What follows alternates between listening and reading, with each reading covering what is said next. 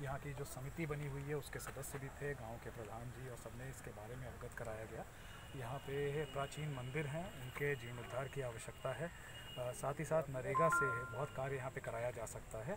जो पानी इसमें आता है उसको लाने की जो समस्या बताई गई है उसका भी यहाँ पे सलूशन निकाला गया है, उसके ऊपर भी अब काम होगा। साथ ही साथ आगे का जो रास्ता है, माँ गोमती का रास्ता, इस उद्गम स्थल के बाद जनपद की सीमाओं तक, उसके ऊपर भी कार्य करने की प्लानिंग बनी है कि किस तरीके से उसको चौड़ा करके माँ गोमती को वापस सही रूप में लाया जाएगा। इस पूरे स्थल को एक पर्यटन स्थल के रूप में विकसित करा जा सकता है। बहुत यहाँ पे पॉसिबिलिटीज़ हैं, बहुत यहाँ पे अपेक्षाएं हैं इसको करने की है। गौवंश यहाँ पे है, उसके लिए गौ आश्रय स्थल यहाँ निर्मित कराया जा सकता है।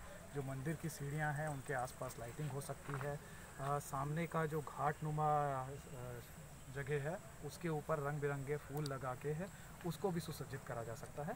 आगे आने वाले दिनों में सभी विभागों की मदद से है, यहाँ के लोगों की भागीदारी करते हुए है, कुछ पैसा जो कई विभागों के पास रुका हुआ है, स्वीकृत हो चुका है, उनको लेते हुए है इसको सुसज्जित करा जाएगा। तो एक पर्यटन केंद्र के रूप में इसको विकसित करा जाएगा। सर, जिस तरीके पर्यटक स्थल है, चूका भी यहाँ से बेहद करीब है, तो क्या कुछ और उसके लिए इंतजाम किया जा रहा है? जैसे मुझे बताया गया कि चूका भी यहाँ पास में ही है, और चूका बहुत ही प्रसिद्ध पर्यटक स्थल है जिसमें दूर जगहों से पर्यटक आते हैं।